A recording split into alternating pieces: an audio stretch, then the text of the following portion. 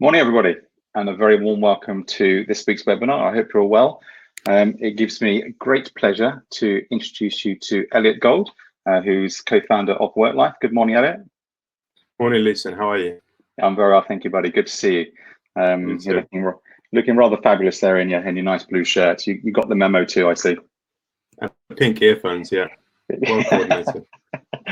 Accessorizing well, accessorizing. So thank you very much indeed, everybody, for joining us. We're now live, and again for our bi-weekly webinar that it's starting to turn out to be.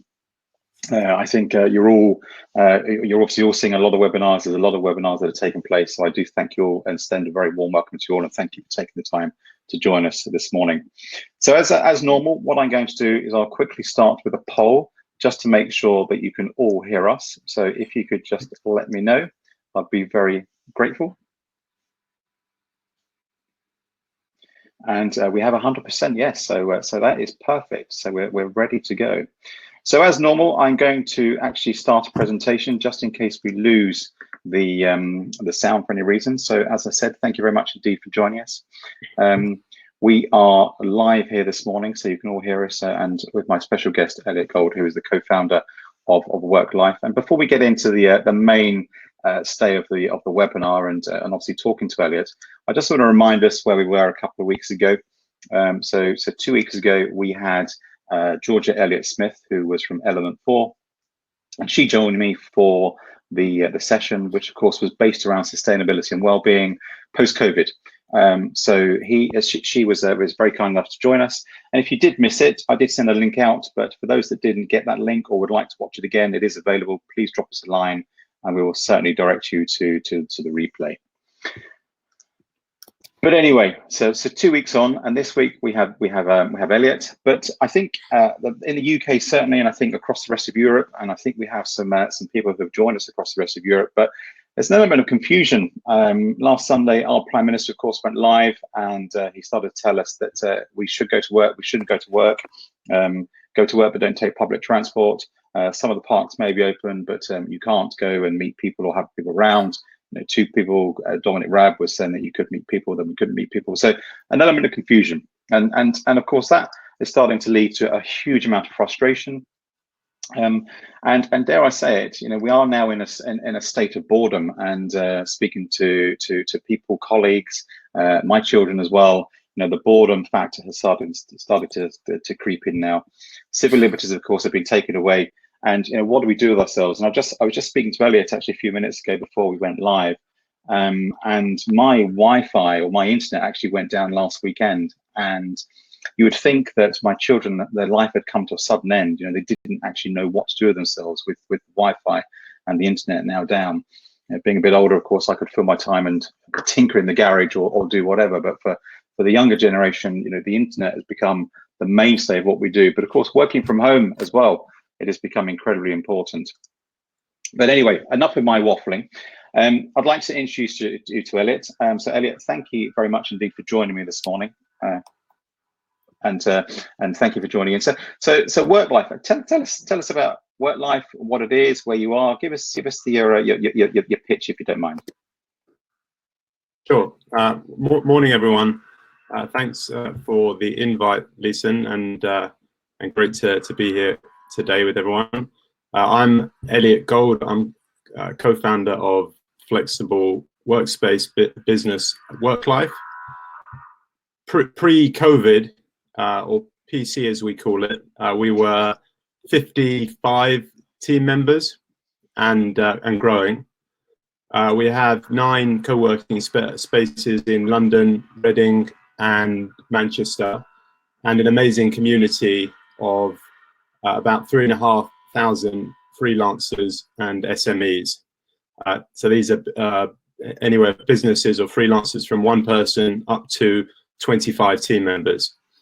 And recently we've also launched a managed workspace business, which is a joint venture with Knight Frank, targeted at bigger businesses who want the hospitality-led benefits of a co-working service, but also perhaps relevant for the conversation today and the mess we're in now, want their own space and privacy as well.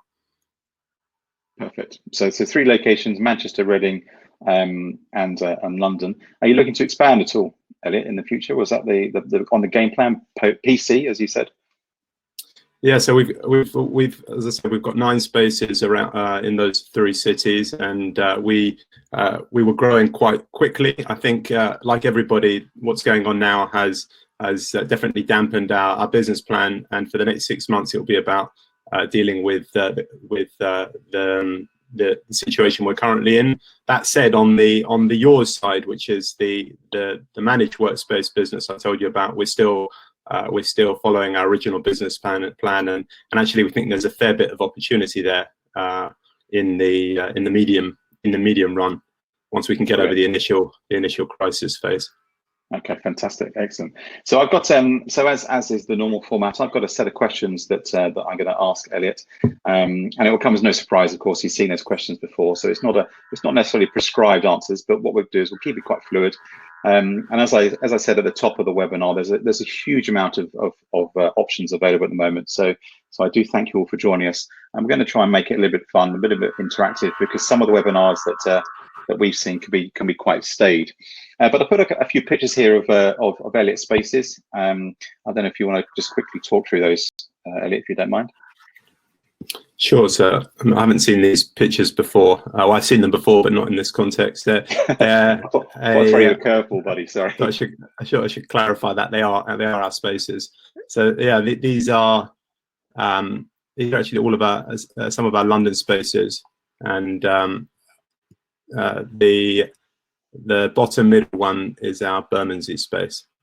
So it's like a quiz, Leeson. I guess which one's which. There's no prizes here, buddy. Sorry. Okay. So I'm going to get straight into the questions. So the big one I ask all of them, everybody so far, is, how have you dealt with a sudden change? All of a sudden, up to the 18th of March, whatever it was, I forget now. It's all sort of merged into one huge quagmire, isn't it? But up to that point, we could see this thing happening, but I think we all sort of ignored it, didn't think it'd really get here. But the sudden change, what have you dealt with it? Are you enjoying it? What has worked well? And are you fatigued? I think is a big question there. But what's happened for you guys? Well, we were just talking about it before we started. I mean, the last couple of months for me has really just merged into one big blur, one long Zoom quiz or webinar, and time's just kind of passed without really knowing how we managed to spend 7 weeks in lockdown. Well, 8 weeks now, is it?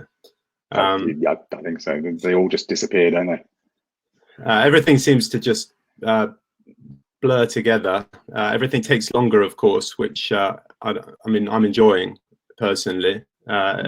Everything seems to revolve around food as well. I've never spoken so much about what I'm having for lunch, and by the time you've cleared lunch away, you seem to be talking about dinner already, which is interesting. So big, home-wise, I think positive changes for me broadly. I mean, I don't think I could do another 6 months of this, but the last 2 months have been in many ways a blessing. I've got a 3-month-old baby, and to be able to do 6 p.m. bath time every day was not expected, and definitely I could get used to that. Yeah, I mean, have you developed any? Go on. I was going to say, have you developed any bad habits? Not really. I mean, our walks seem to be getting longer and longer. I think we've covered every walking route within about 10 miles of the house now. Don't know about bad habits.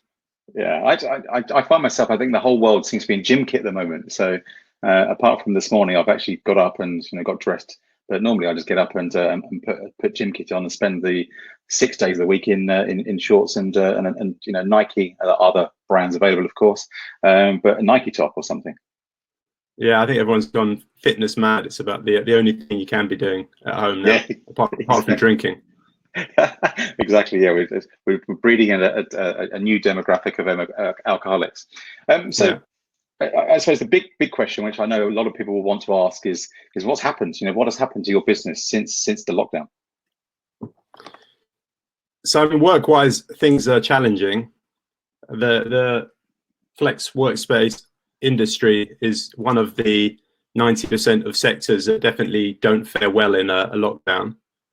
I do sometimes dream at night that I've gone into PPE or hand sanitizer rather than co-working. But I mean, that said, we're definitely not one of the, we're not in the worst boat. And many, of course, are struggling far worse than we are. And I wouldn't want to be in retail just now. Yeah. I mean, I think we've seen three broad phases of, when I try and break down the last couple of months, that we've certainly kind of followed, and I think many have followed as well. And the first one was a denial phase. Initially, the focus for us was on kind of pretending that this wasn't happening, and everyone was busy kind of arm shaking each other in the office, and trying to convince themselves that actually the effects didn't apply to us. And then pretty quickly we went into survival phase. I think the transition for me was pretty quick. I remember speaking to one of our investors in France who were a couple of weeks ahead of us, and we had quite a doomsday conversation, and off the back of that I remember thinking, okay, this we better get ready for this.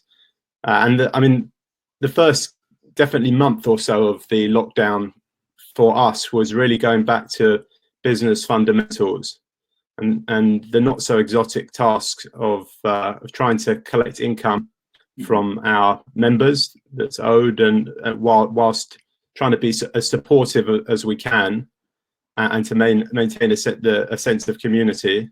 And then on our creditor side, trying to put in place creditor terms that meant that we could maintain cash flow as best as we could. And the big one for us in this sector is, of course, our landlords and property costs. So a large part of this exercise has been working with our landlords to try and offset the issues we're having onto our property costs as well. And that's a hefty exercise, as you can imagine. Yeah. And have you found that the landlords have been accommodating, or have they been, not wishing to sort of single anybody out particularly, but have they been accommodating in this pandemic? I think it's a mixed bag and different responses from different landlords. I think high level we've been able to defer payments, and now we're in the process of working with our landlords to understand actually what does it mean once you've deferred it. And that will be the challenge where we really need to work together with them. But I think for all the talk about survival, fairly quickly into the lockdown, the situation forced us into thinking about opportunities on the other side of this and what comes next. How our members are going to work, what will be important to them as a result of COVID, what does social distancing look like in the workplace. These are the kinds of questions that we've spent a long time debating and trying to find our solution to those problems. Okay, perfect. Now I'll ask you about those further on through the question set, but I suppose the big question, are the sites currently open, or are they closed at the moment? They're open, but they're unstaffed. Okay. It's a different operational model, as you can understand. I mean, we've seen a few of our members continue to use our spaces, I imagine from essential industries during the last couple of months, but from mid-March, the last couple of weeks of March, we saw a steady decline in occupancy in our spaces, and by April they're effectively empty, minus the odd few members using them, and that's kind of taken us till now, where we're starting to see that number slowly increase again. Okay. So I've got a couple of questions coming in. So Joseph, thank you very much for your question. I will pick that up with Elliot through the question set, because I think we may cover your question specifically. So don't worry, hang around, that will get answered.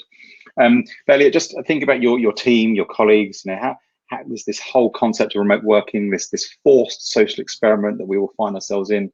Are they okay? Are they being looked after? How are you coping with it, and how are your colleagues coping? By and large, everyone seems to have found their own routine. I mean, our team, we've had to furlough a large number of our team, Those that are still working, I mean, I have to say that our team has acted incredibly professionally throughout all of this and been very supportive. And our objective has been to communicate as much as we could and to keep those lines of communication open with all of the team, whether they're working or not at the moment. I mean, for those that are working, you get a glimpse into people's working environments, don't you, now on Zoom? Yeah. You never really understand or know how people are getting on underneath. But just from kind of talking to people, I'm conscious that it's a mixed bag. Again, people some are set up for remote working, others are not. And for many, the idea of remote working or home working in itself is a challenge. If you're sharing an apartment with other people or working from a bedroom or a living room, or with dependents in the house, we're talking about the challenges of looking after kids at the same time as working. This is like a general problem that lots of people are having and makes it difficult to work efficiently. But other people are not finding that. Others have potentially set up better for home working. They don't have kids running around, or they've got a nice home office, with a view of the garden, and it's potentially an easier transition. Yeah, exactly. Yeah, I mean, it's quite interesting. I think it's interesting that we're letting people now into our houses, and so you're in my study, I'm in your study at the moment, and it's breaking down those barriers. Do you think that, and I know we're off track, I've not asked you this question, but do you think that perhaps those barriers that post-COVID, that the management styles and the way we deal with our colleagues will now change now, because we've had that I suppose that we've been allowed into our personal spaces? Yeah, I think so. I think you're right. I mean, I think it's a trend that we're already seeing. This whole idea, this concept of a 9 to 5, where you kind of go into the office. When I started my corporate life, you'd go into the office, you'd put your work clothes on, you could get into work mode. You'd work however many hours, or through the day or through the night, and then you would leave and take off the tie and go back to a normal life again. Yeah, I think that whole concept was we were moving away from that anyway. But this is definitely sped that up. There are no barriers. When you're sitting talking to someone in their living room, there are no barriers at all. Yeah, it's become blended, isn't it? Yeah. So I noticed on your LinkedIn profile a couple of days ago, you put in some tips about staying connected. Anything that's worked particularly well for you? Anything you want to share this morning? I mean, the working only virtually doesn't allow, obviously, for the same level of communication, and so for lots of people, it isn't something that they like or they could sustain in the long run.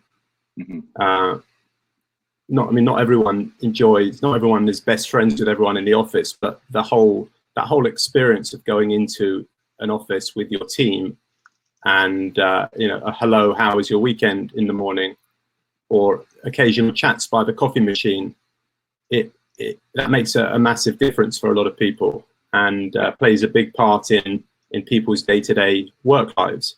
Obviously, in lockdown, many are lacking that social interaction, and the other thing is, not being in the office, you lose the ability for instant communication. If you're in the office, you can go tap someone on the shoulder, go up and speak to them, ask them about something you're working on or they're working on. Again, you don't have that working purely virtually. I mean, tech plays a big role in mitigating that, of course. And going back to what you were saying before, you do have to imagine what a lockdown would have meant in the time of Spanish flu in 1918. It would have been a very different kind of lockdown without the internet. So we're lucky in many ways that we do have these tools. I mean, one thing that I have started doing is, again, going back to the idea of kind of breaking down work and life divides. I'm using WhatsApp for work communication much more with the team. I've actually found it very effective. And we use voice notes a bit more as well. And I think what it does is it lets you share more authentically and personally with your team, and it kind of mitigates that issue of not being able to ask someone how their day's going, and to talk about things that aren't just kind of purely work related and sentences of 4 words. And the other thing with group chats, of course, is that you can engage in a conversation with someone without taking part in the conversation, just by being on the chat. And that, in a way, replicates that kind of open plan setting where you're kind of semi-working, semi-listening to someone talking about what they're working on. Yeah. Do you not think, I mean, the challenge I have, and I don't know if you share this, that because the whole work social life has become, it's borderless. There's no boundary anymore, and we are now at home. You leave your study and you're still really in your workplace. Do you think, have you found it difficult to shut off? You're always on. Yeah, I mean, I had the problem before, so okay. it's not a new one for me. But I definitely, I mean, the idea of leaving home to go somewhere else to work, having that geography divide, makes a big difference. And now, it's about trying to find that divide however you can within your home, whether that's a room or part of a room, or some people have set up studies in the corner of bedrooms and things. So people are doing what they can. So I'm just gonna thanks Elliot. I'm just gonna ask the people that are still with us, and there's a fair few of them. There's a lot. So how do we think COVID will impact our future work life? So no change, subtle or radical. And if I were a betting man, I think I know where to put my money before I published it. But interestingly, that there is nobody at the moment that's actually voted for no change. I think the general consensus is that people believe that this pandemic is going to create some change, and we're still getting some votes coming in. But we've got 56. Okay, just give it a couple of minutes, a couple of seconds to settle. Okay, so 4% reckon there'll be no change. So we're going to revert back to the way that we worked before. We will migrate back to the office, and the old way of working will continue. And the remaining people that are voting, it's quite an equal split. So we've got 45% think we'll have subtle changes, but 50% think we will actually have radical changes moving forward, which is quite interesting. What do you think of that? I mean, your guess is as good as mine. Absolutely. But I mean, I think there's a huge amount of uncertainty, and there is room for radical change, and pivoting is a good word. Lots of people are using this opportunity to pivot certain revenue streams or whole businesses to new activities. So I think there will be inevitably a lot of change. But I also don't buy into the fact that all of these changes are new changes. I think particularly in our sector, what it's done is it's taken trends that we're already seeing and given them a sudden push forward. It hasn't necessarily just created whole new trends out of nothing. Yeah, exactly. So I think we all, well, I certainly know what the co-working sector is, but it'd be interesting just to get your take on this, Elliot. So it's been a huge disruptor to the market, PC. So of course it changed the dynamic, the way we viewed leases, and it was a huge, it was great market, huge disruptor. But why do you think it was so attractive? What was the big growth curve? What was the dynamic that changed that and created that? That's a good question. I think for years, at heart, we're a real estate business, a real estate and a hospitality business joined. And for years, real estate has been transactional. And the landlord-tenant relationship was one where you signed a lease, and barring the odd leak or something, you didn't see your landlord again until rent review. And what co-working's done has really given a kick up the arse to that model of transactional, process-driven real estate. And actually, co-working, as I said, is a combination of real estate and hospitality. It's about customer service and creating a member experience, which sounds a bit fluffy, I'm sure. But if you actually think about the consumer brands that you love the most. Best of these brands are built on a human connection and an emotional synergy. And for years, real estate hasn't followed suit. And that's what's been happening with co-working. You know, our role as a workspace provider is now to craft an end-to-end member experience rather than providing transactional real estate. Okay. And I've got a question here, and I'm going to throw it to you now. But Declan has asked the question. So he was planning to open his space in May, but obviously this has been put back to September. Have you any advice, any tips you can give him at the moment? Say that again, Leeson. I didn't hear that. Well, he's opening a co-working space. Yeah. So Declan was opening, or was planning to open, a co-working space in May, but it's been put back, and he's planning for September. Any advice given the current circumstances, the current pandemic? No, I mean, I think this goes back to what we're saying about short-term versus medium-term trends. In the medium and long run, this is a really exciting market to be part of. I definitely suggest it in the very short run, holding fire, because there's going to be the very short run is inevitably going to be very challenging for lots of providers. So it makes sense that you wait out a little bit and see where this lands. Perfect. Okay. So, shaking the market, we are in unprecedented times. COVID has really come as a bit of a slap in the face. But how do you think? What is the long-term impact then for co-working? I mean, there's quite a few factors, demand-side factors at play at the moment. And again, some of these are not new factors. These are trends we've been seeing for a while. There's obviously the immediate one, which is working from home. That affects demand for going into a workspace. In the short run and the medium run, we will be working from home more. It's inevitable. And at a very basic level, there'll be less people in our workspaces for a little bit of time. Many companies I speak to now I think that a lot of companies have got their Cobra meetings this week. Everyone was waiting out to see what Boris had to say on the weekend, which unfortunately didn't provide some of the clarity that people wanted. No. And off the back of that, they're looking at what they're going to do over the next few months. It's in the short run, as I said, it's not a good thing for workspaces, although it does present other opportunities. I've seen statistics flying about that 20% of people, medium run, following COVID, will work from home more. And then on the other side of it, so you've got working from home, so less people in the offices, and potentially if you're a 20-person team, you no longer need a 20-person office anymore, because actually you've acknowledged that you're happy for more of your team to work outside of the office.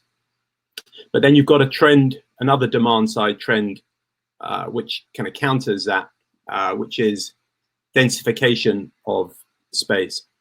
And Dror Poleg, in his book Reinventing Real Estate, which is really good, highly recommend it for anyone who wants to get an idea of these kind of trends and how they've been playing out pre-COVID. It says that from 2001 to 2017, the average space per office worker reduced from 225 square foot a person to about 125 square foot a person. And that's not co-working specific, that's general. If you actually look specifically at co-working, co-working has pushed these numbers much lower than this. And many operators are working on 50 square foot a person on average. And actually within an office, as low as 30 square foot a person. So all of the pressure has been on densifying space. And the way that we've done this as a sector is we've acknowledged actually it's not about selling space anymore. It's about selling a service and an experience and all the amenities that go with that. And obviously all the amenities that you can access outside of your office as well. Yeah. And it's not just workspace doing that, by the way. I mean, you'll know, Leeson, hotels have been following, or some hotels have been following a similar model. You look at I don't know if you know the Citizen M hotel. Yeah. So they've been following a similar model where the idea is encourage people to spend less and less time in their rooms and provide much smaller rooms, but instead provide all the amenity that goes alongside that. So hotel, bars, restaurants, and places to work, and encouraging people to spend less time in their rooms. So go on. Yeah, I was going to say, I think there's more pressure on the landlord sector to start to create these other fringe benefits that come with a co-working space or the hotel environment. So as a tenant occupier, why should I spend my capex and my operational budget on providing these other fringe benefits? I want the landlord or the environment to provide it, and of course that's being driven, I think, from the co-working sector. Definitely, and that kind of plays into the idea that it's not purely about space anymore; it's about all the services that go with it. But I think one thing is clear to me, that the unit of currency, which has been different and what I mean by that is people, we sell memberships, we don't sell space or square feet. The unit of currency that everyone's been playing with are different. So different people, when you're selling a membership, different people allocate different amounts of space to that membership. I think that one thing that will change coming out of this is more transparency on how that relates to space as well, because I think people would demand that, particularly with the focus in the short term on social distancing measures. There'll be a pressure on a transparency of what that means. Yeah. So Veronica's just asked a question here. She actually asked it before we started talking about hotels, but we'll bring it in now because you have mentioned it. But do we see, or do you see any competition from hotels? I mean, I know you mentioned Citizen M, but is there a tendency, is there a trend that you're seeing that more of these public spaces are a competition to you and are jumping on the bandwagon, for want of better expression? Definitely. I mean, you only have to go to the kind of some of these hotel lobbies. The Ace Hotel is a good example, and you see hundreds of co-workers on their laptops. I don't necessarily see it as competition. It will work for some people. I don't think that you can provide as tailored an experience because their primary activity isn't designed for working. But definitely for some people, it will provide that the ability to remote work and to move around the place. And there are various companies that are their sole mission is to convert some of these spaces to co-working. So Mike, I'll bring your question in a minute if that's okay. I'm just going to move on to the next one. So we've got a couple of people asking this already in the question set here, Elliot. So obviously, co-working is all about sharing, isn't it? It's about our space rather than my space. And as you say, you're selling memberships, but it is a shared community.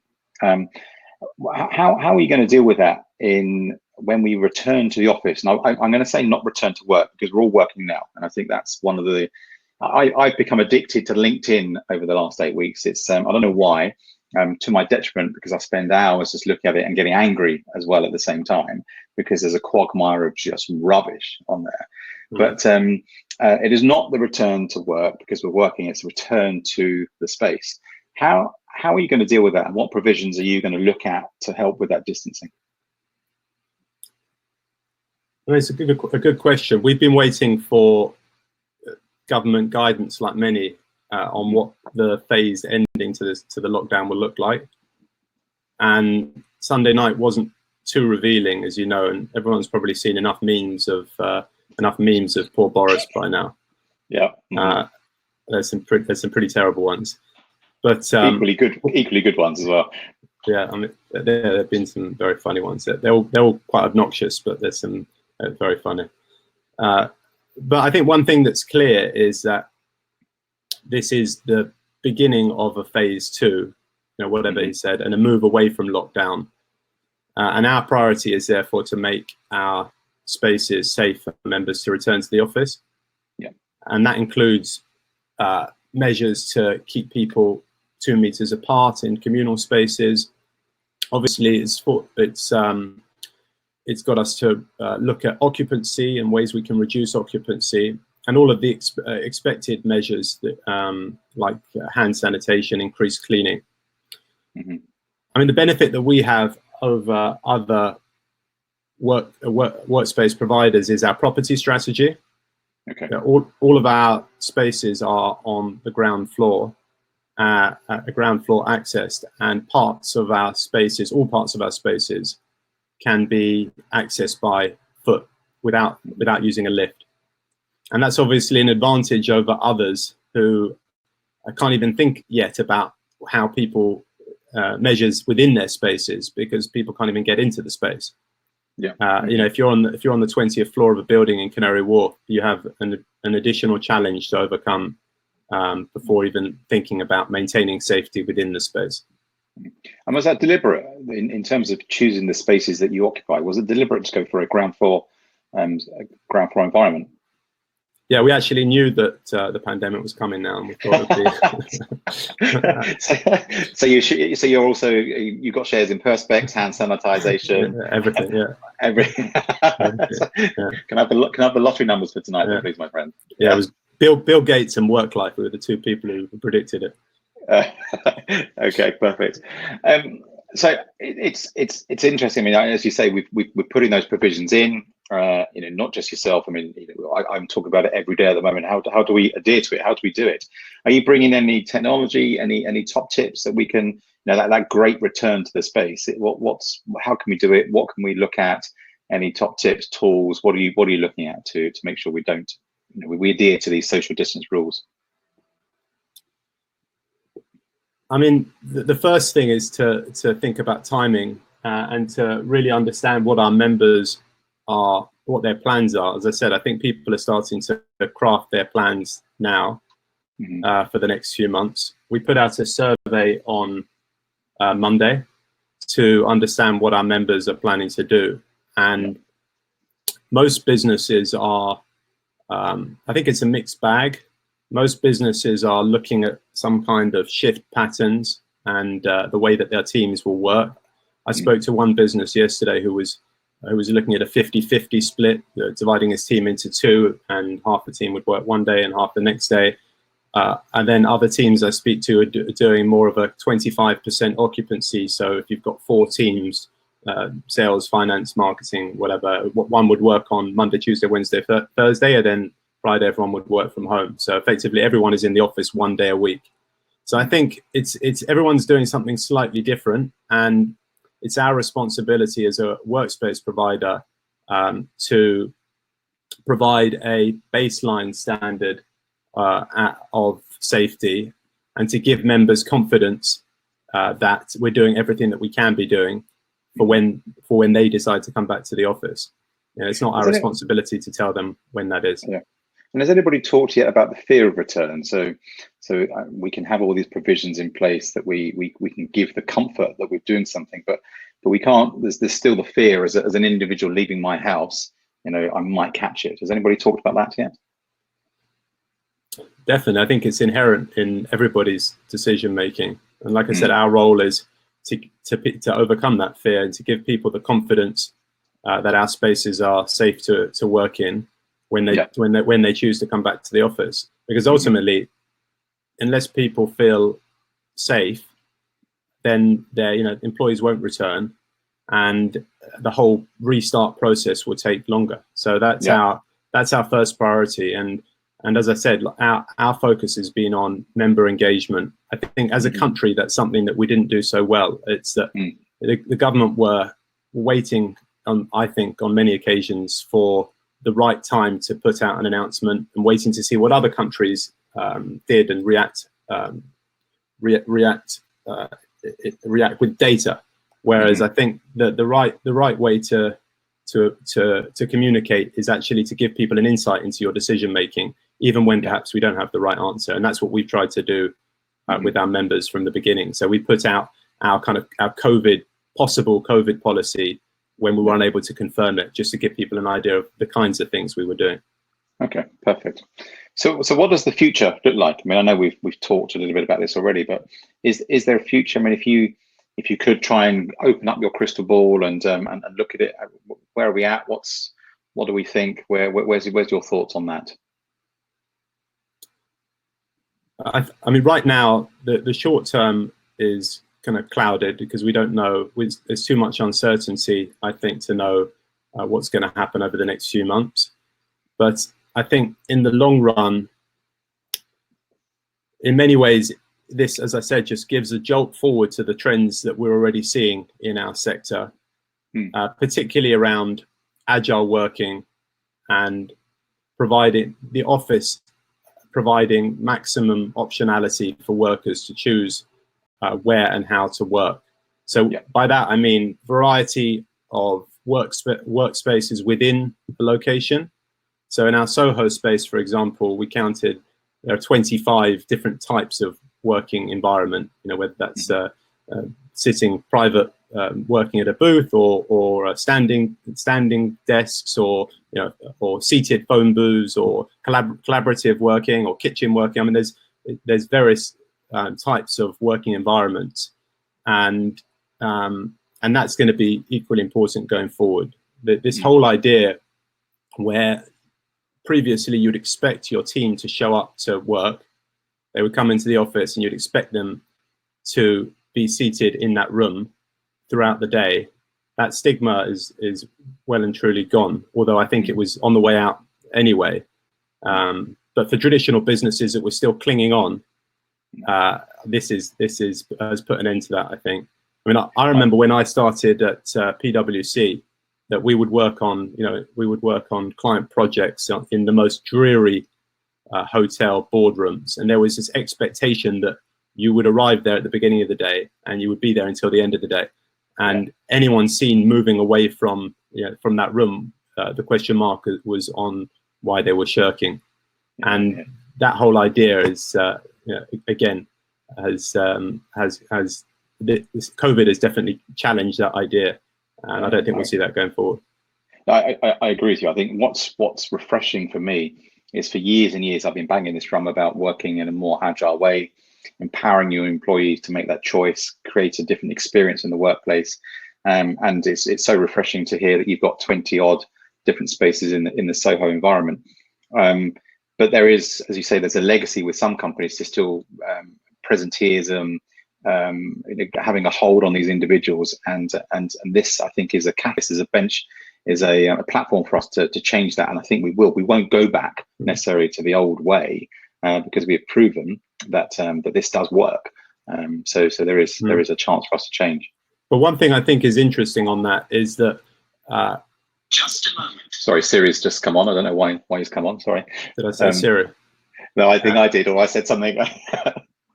I'll avoid the word Siri. I mean, I think that while the office has changed to accommodate for remote working, one thing that hasn't necessarily changed is management tools and management processes. And I think what we're going to see over the next couple of years is a real focus on not just how you give people this choice in terms of physical location and types of working environment, but actually how you tailor management around that. Because only the minority of businesses are thinking about that right now. And if this is going to change in the mass, then a lot of people are going to have to think about that going forward. Yeah, I mean, it's something that I, again, have been banging the drum about for years, is you can create this lovely environment with all these different typologies of furniture and meeting spaces. But if you don't allow the tools in management to allow you to use it, it will never work. It will just fall flat on its face. So you need a very robust change program in place as well, and then train people to trust their employees as well. I mean, just on that, I think, and a large. You saw Twitter came out, was it yesterday or the day before, and said that they're now allowing all of their team indefinitely to work from home, which I didn't see that. Which I thought was interesting, because I did wonder how much of that was PR and how much of that is stuff that they're doing anyway. But it does give you an idea of how these kind of tech companies are thinking about it. And if they're saying that, then pretty soon lots of other companies will be following suit. Absolutely, yeah. I think it is interesting, because you got some teams in Palo Alto and what have you. There was Melissa Meyer. She said when she went to Yahoo that all home working is banned. You've got to come to the office. So she changed the whole outlook of that business. She felt that it didn't work, but I'd be interested to see where she is with it now, the take on it given COVID. So the big question, as we said pretty much at the top, we could see this thing happening. We were doing the old, we're having a bit of a joke in the office, the elbow shake, the foot shake, whatever it was. But if you could go back now with the benefit of hindsight, what would you change, or what would you have implemented to react to COVID? I mean, the country as a whole, let's be honest, was it's not just individual businesses. The country as a whole was slow to react to what was going on. And when you think back to it, it started in China at the end of December or the beginning of January. You do have to wonder what the hell we were doing in January and February, just going around arm shaking people, when you could see the impact that it was having in China. And obviously, as you said, hindsight is a beautiful thing. But there is a saying, that China sneezes, or is it the US sneezes, and the whole world catches a cold.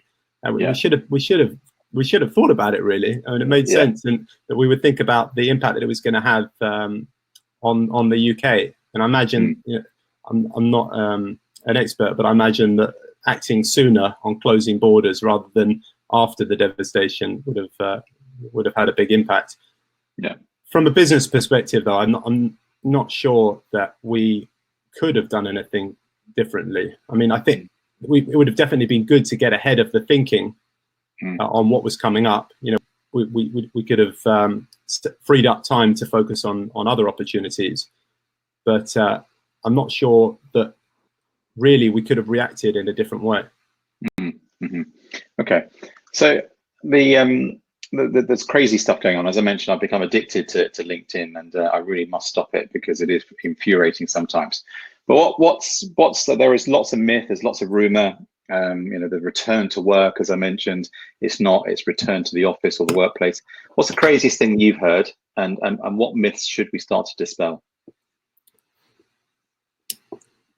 I mean, I saw all this new terminology around return to work. What's the other one? The new normal. Yeah, the new norm. The new norm. There was an article in the Times on the weekend that said, I can't remember who the journalist was, but he said if he heard the new norm one more time, he would jump out the window. So there's definitely a lot of people who are jumping on bandwagons with things. The biggest myth, I think, is that everyone's suddenly going to work flexibly as a result of COVID, and that it's just appeared out of nothing. The reality, like we've been saying, is that many businesses were already fully remote. Lots of these tech businesses, and clearly this has given a push forward to some of those trends. But the trends aren't new. This is a lot of it's glorified by the media. Yeah, exactly. I mean, it's clickbait, isn't it? It sells papers as well. So coming to the last couple of questions I've got for you here, Elliot. So what's our biggest takeaway? What are we going to learn? The biggest thing for me is that the office is going to become optional, like we said, and that doesn't mean that people won't be coming to the office. It means that you have to convince people to go to the office as a business owner. You can't just expect people to turn up, like we said, 9 to 5, and people will have options of both within spaces and outside of their primary workspace for where to be and how to work. So the workspace has been moving in this direction for a while, and that's a large part due to co-working and the hospitality-led service that we were talking about. For me, this is more evidence that the future of the office has to be a network of locations that are designed for people to be productive. Yeah, exactly. Okay, so are we going to forget though? So I think the poll was quite interesting here, but there's a general consensus that we have a platform here to change, but give it 2 years. Do you think we'll forget? We'll be back to it'll be yesterday's fish and chip wrappings, all of the press cuttings. Will we forget, or do you think it's here for the stay? I mean, what happened after SARS or other pandemics we've seen? From what I remember, in a large part we did forget, but but many would say that this is different. This is much more universal and heavier hitting. I hope we don't forget some of these new ways of working, and things we were talking about before about the breakdown of work and life, and being able to work in a way that's more balanced. Will we be as busy as we were before? I think my view is yes, probably. I just don't see that these kind of 3-hour lunches and nice strolls around the park every day are going to continue. And I think that probably a couple of years' time we'll find that we've gone back to the kind of the chaos of our lives before, and the speed of our lives before, if not even quicker. I agree. I think we will take some of the learnings, but I think that the complexities, the speed of our life, the chaos that ensues will soon go back. What have you missed the most? What do you think about in lockdown? What's been the biggest miss that you've had? I mean, just social activity. I haven't, when you look back on it, you haven't seen. Not that I was the most popular person ever, but the idea of just going out with some friends, and I think hopefully over the next couple of weeks we'll be able to return to some kind of normality and start. I think we're allowed now walks with one person in the park, but hopefully we'll be able to see some people and go back to our social way of life that doesn't just involve 3 people in your family. There was a crazy thing I was sent this morning, another WhatsApp meme. But of course, we can now have estate agents are allowed to have viewings of your property if you are in the market for selling. But of course, you can't have people round. So I can't invite my mum and dad round, but I can have a viewing. So I put my house on the market this morning. I've invited my mum and dad to come and view it this evening. Oh, lovely. So, yeah. What have you missed the most? It is that social interaction. It is getting out and meeting people. And I mean, this sounds really crazy, but I was in Marks and Spencer at the weekend, and I was just in the food court, the what do we call it, the Marks and Spencer food, and I found myself just down there for 25-30 minutes, just looking at stuff. And just enjoying that people were there. And this is something, of course, that you and I would do on a daily basis in London. We'd go and grab a sandwich, you go to wherever, Prep, Marks and Spencer, and it's just because we can do it, we just take it for granted. But now that we're not supposed to, I was just picking up things like blueberries and raspberries, just enjoying the moment, just the craziness of it. But okay, so back to your good self, sir. What's next? What's next for Work.Life? I mean, right now we've got to overcome the challenges for the next few months that we were speaking about, and the pressures that no doubt are going to come, the financial pressures that no doubt everyone is having. But I'm optimistic about the future, particularly in light of this week and this kind of change in mode towards recovery. COVID's definitely forced us all to take a step back and to reconsider the way we're doing things. And in our industry, like we said, we were already seeing a lot of these trends, but they were moving slowly. This has now forced us to take a step back. And I think in corporate real estate, we're likely to see more change in the next 6 months than we would potentially have seen in the next 6 years because of that. And I have to say that my biggest anxiety right now is not how we're going to get through the financial pressures of the short run, because one way or another we will find a way to do that. It's missing out on the opportunity that inevitably will present itself. In many ways, it's the entrepreneur's dream right now, just given the amount of change. And I've heard some incredible stories already about people who've fully changed their business model to benefit from some of the opportunities that have presented themselves. And that's not just people who are selling hand sanitizer or face masks. And so I think in order not to miss out on this opportunity, the key for us and for me is to remain adaptable. We need to protect our core revenue streams and go back to business fundamentals in the short run, but we also need to stay creative and adaptable and open to all these opportunities on the other side. Yeah. I agree. Okay, so I've got a couple of questions here, and minded that we're quickly running out of time, and people will start dropping off for their next Zoom call or next webinar, dare I say it. But a great question here from Mike, and something I was going to ask you. It's about your business model and the type of clients you attract. How do you differentiate yourself against the other big operators? You know, the WeWorks of the world and etc. How do you differentiate yourself, and do you find that you attract a particular type of client within your particular model? So the last part of the question, not really. I mean, we don't focus on some co-working operators focus specifically on an industry or on a stage of business. Some are focused on tech startups. The majority of our members are established SME businesses, not necessarily tech startups, which make up don't make up a big percentage of total SMEs in the UK. In terms of how we differentiate in the market, and we focus on providing an experience for our members that is engaging. We're quite heavily staffed, so our teams focus on providing an experience which is an end-to-end experience for our members, which is enjoyable, and against some of the bigger the WeWorks, for example, who have buildings of 30,000 or 100,000 square feet. We try and maintain smaller communities.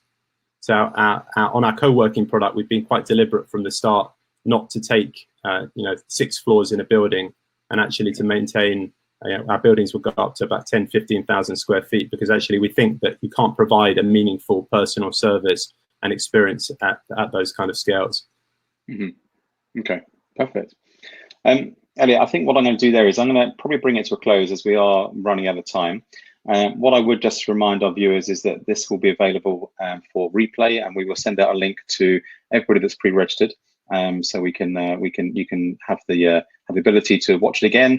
And if we didn't answer everybody's questions, if there's anything that's anybody has a burning question which they wish to get answered, please drop us a line, and I know that Elliot and I will be more than happy to answer it. And finally, Elliot, just I bring it to a close. Remind our viewers where can we find you? You can find us in London. We've got 8 spaces in London, 1 in Manchester, and 1 in Reading. And you can find out much more on our website, Work.Life. Perfect. It says it there, doesn't it? That's what it says on the tin, as they say. Absolutely. Okay. Thank you very much indeed.